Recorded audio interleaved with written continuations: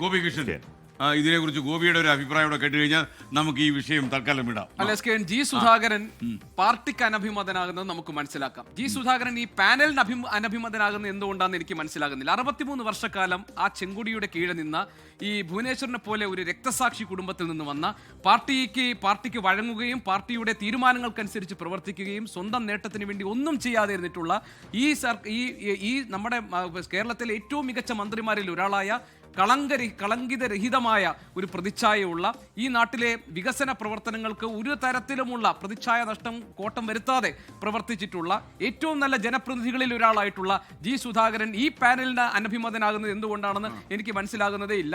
അദ്ദേഹത്തെ വിലയിരുത്തേണ്ടതും അദ്ദേഹത്തിന് മാർക്കിടേണ്ടതും ഇപ്പോൾ ജയപരാജയങ്ങളുടെ അടിസ്ഥാനത്തിലല്ല എന്നാണ് എന്റെ അഭിപ്രായം. കാരണം ഈ ഗോപി അതിനിടയിൽ കാശ്മി സൂചിപ്പിച്ചൊരു കാര്യമുണ്ടല്ലോ, അതായത് അദ്ദേഹം പാർട്ടിക്ക് പുറത്തുപോയി അദ്ദേഹം എതിരാളികളോടൊപ്പം ചേർന്നു. പിണറായി പറയുന്നു, മുഖ്യമന്ത്രി പറയുന്നു അദ്ദേഹം BJPയുടെ സഹായം തേടിയിട്ടുണ്ട്. ഓക്കെ, അതൊക്കെ ഇരിക്കട്ടെ. എന്നിരുന്നാലും അത് ഇപ്പോൾ ഭുവനേശ്വരനെ പോലെയുള്ള ആൾ വീട്ടിലുണ്ട്, രക്തസാക്ഷിയുണ്ട്.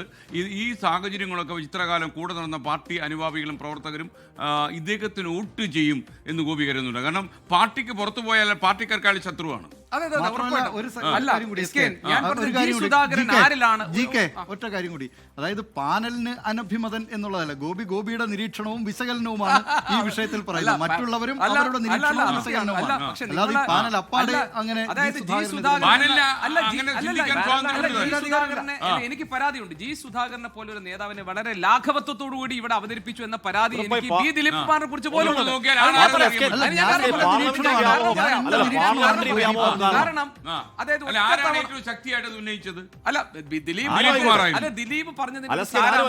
ദിലീപ് പറഞ്ഞതിന്റെ ഒരു സാരാംശം ഞാൻ മനസ്സിലാക്കുന്നത്, ജി സുധാകരൻ കേവലമായി ഒരു MLA ആകാൻ ആഗ്രഹിച്ച് അദ്ദേഹത്തിന് കഴിയാതെ വന്നു. അല്ലാതെ അദ്ദേഹം വലിയ പ്രശ്നങ്ങളൊന്നും ഉന്നയിക്കാതെ ഈ പാർട്ടിയിൽ നിന്ന് പോയി ഒരാളും ജി സുധാകരൻ വോട്ട് ചെയ്യാൻ പോകുന്നില്ല എന്ന പ്രതീതി ഉണ്ടാക്കുന്ന തരത്തിലാണ്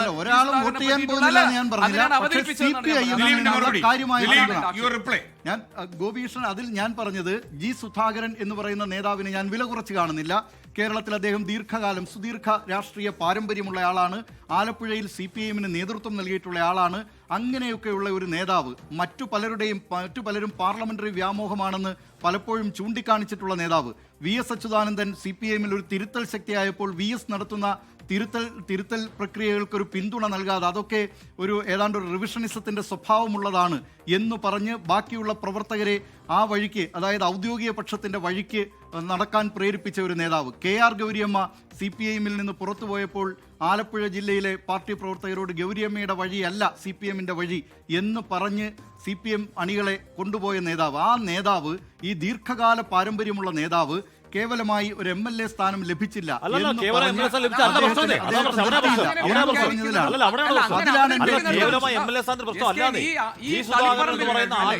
തളിപ്പറമ്പിൽ ഇപ്പോൾ മത്സരിക്കുന്ന TK ഗോവിന്ദൻ ഉണ്ടല്ലോ, ഇതുപോലെ ശ്രേഷ്ഠമായ ഒരു പാർട്ടി പ്രവർത്തന പാരമ്പര്യം അവതരിപ്പിക്കാനുള്ള ആളാണ് ദിലീപ്. TK ഗോവിന്ദൻ ഈ പാർട്ടിയുടെ തുടക്കം മുതൽ എത്രയോ ലക്ഷക്കണക്കിന്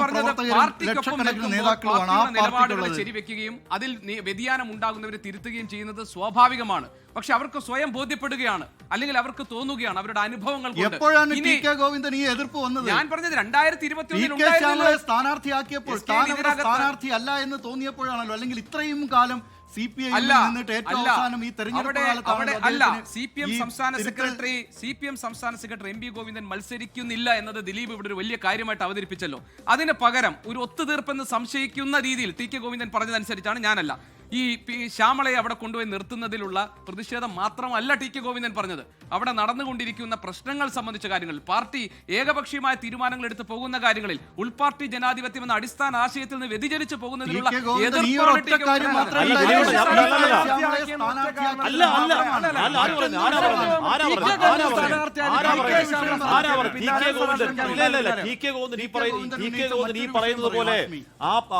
ആ ജില്ലയുടെ മലയോരങ്ങളിൽ അല്ലെങ്കിൽ ഈ പറഞ്ഞ ദുർഘട മേഖലകളിലൊക്കെ കയറി ഇറങ്ങി നടന്ന് പാർട്ടി വളർത്തി അവിടുത്തെ ജില്ലാ സെക്രട്ടേറിയറ്റ് അംഗമാണ്.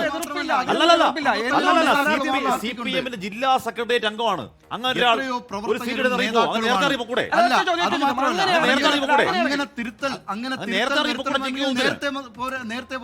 നേരത്തെ പോരാടിയതല്ലേ പറഞ്ഞത്? സ്ഥാനാർത്ഥി പട്ടിക പ്രഖ്യാപിച്ചപ്പോൾ PK ശ്യാമളയെ സ്ഥാനാർത്ഥിയായി പ്രഖ്യാപിച്ചപ്പോഴാണ് ടി കെ ഗോവിന്ദൻ ഈ കലാപവുമായി വന്നത്. ഈ പോക്ക് ശരിയല്ലെന്ന് പലയാവർത്തി പറയുന്നു. ഒന്നല്ല, പലയാവർത്തി പല നേതാക്കളോട് പറയുന്നു. ഈ കാര്യം തന്നെ പറയുന്നു. പി കെ ശ്യാമളെ സ്ഥാനാർത്ഥി തനിക്ക് സ്ഥാനാർത്ഥി വേറെ ഏത് കാര്യം വേറെ ഏത് സംഘടനാ വിഷയമാണ് ടി കെ ഗോവിന്ദൻ വാർത്താ സമ്മേളനത്തിൽ അതിന്റെ ശേഷം അനുബന്ധ ആരോപണങ്ങളായിട്ടാണ് മറ്റു കാര്യങ്ങൾ പറഞ്ഞത്. കോറ എന്തുകൊണ്ട് ഈ ടി കെ ഗോവിന്ദൻ മാറിയെന്ന് ചോദിച്ചാൽ പി കെ ശ്യാമളെ സ്ഥാനാർത്ഥിയാക്കിയതിന് വിമുഖതയാണ്.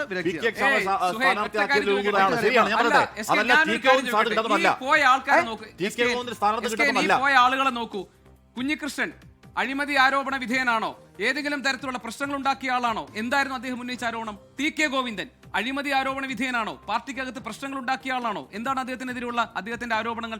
ജി സുധാകരൻ ഏതെങ്കിലും തരത്തിൽ അഴിമതി നടത്തിയിട്ടുള്ള ആളാണോ? ഐഷ പോറ്റി പ്രശ്നക്കാരിയായിട്ടുള്ള ആളാണോ? ഞാൻ പറഞ്ഞത് ഈ പാർട്ടി വിട്ടു പോയ ആൾക്കാർ ഉന്നയിച്ച പ്രശ്നങ്ങൾ എന്തുകൊണ്ട് നിങ്ങൾ പരിഗണിക്കുന്നില്ല? എന്തുകൊണ്ട് അവരൊരു പ്രശ്നം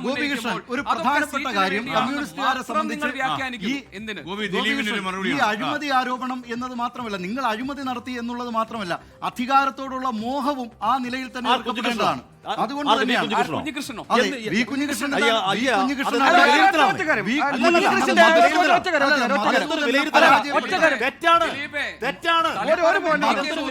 മധുസൂദനെ പരാജയപ്പെടുത്തണമെന്ന ഒറ്റ ലക്ഷ്യം മാത്രമേ ഉണ്ടായിരുന്നുള്ളൂ. ഗോവിന്ദനോ പയ്യന്നൂരിൽ കുഞ്ഞികൃഷ്ണനോ ഒന്നും ജയിക്കുമെന്ന് കരുതിയിട്ടല്ല ഈ ഒരു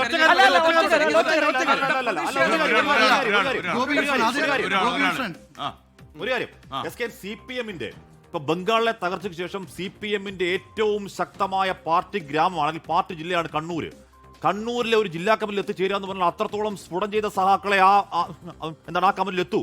ജില്ലാ സെക്രട്ടറി അവിടുന്ന് പിന്നെയും സ്ഫുടം ചെയ്ത് അത്രത്തോളം ഹാർഡ് കോർ കമ്മ്യൂണിസ്റ്റുകൾ അങ്ങോട്ടേക്ക് എത്തൂ. അവർക്ക് CPM-ന്റെ സംസ്ഥാന സെക്രട്ടറിയുടെ തൊട്ടടുത്തെത്തിയ ഒരു നേതാവ് പോലും ഈ പാർട്ടി വിട്ടുപോയ അതിനെ കുറിച്ചാണ് പറയുന്നത്. ഇങ്ങനെ ഒരു നേതാവ് പാർലമെന്ററി വ്യാമോഹമായിരുന്നു ദിലീപേട്ട. എം വി രാഘവന്റെ താത്വികമായ വിഷയമായിരുന്നു. അദ്ദേഹത്തിന്റെ കാര്യത്തിൽ ഗോവിന്ദന്റെ കാര്യത്തിൽ ഗോവിന്ദൻ അത്രയും കാലം ഏതെങ്കിലും ഹാഷ്മി താജ് ഇബ്രാഹിം ഒരു ജേർണലിസ്റ്റ് ആണല്ലോ.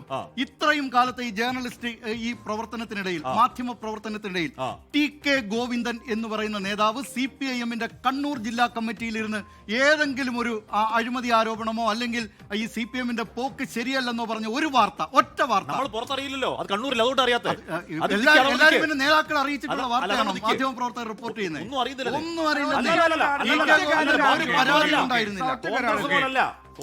ടി കെ ഗോവിന്ദൻ ഒരു പരാതിയും ഉണ്ടായിരുന്നില്ല. ടി കെ ഗോവിന്ദന് പി കെ ശ്യാമളയെ സ്ഥാനാർത്ഥിയാവുന്നതല്ലാതെ ഒരു പരാതിയും ഉണ്ടായിരുന്നില്ല.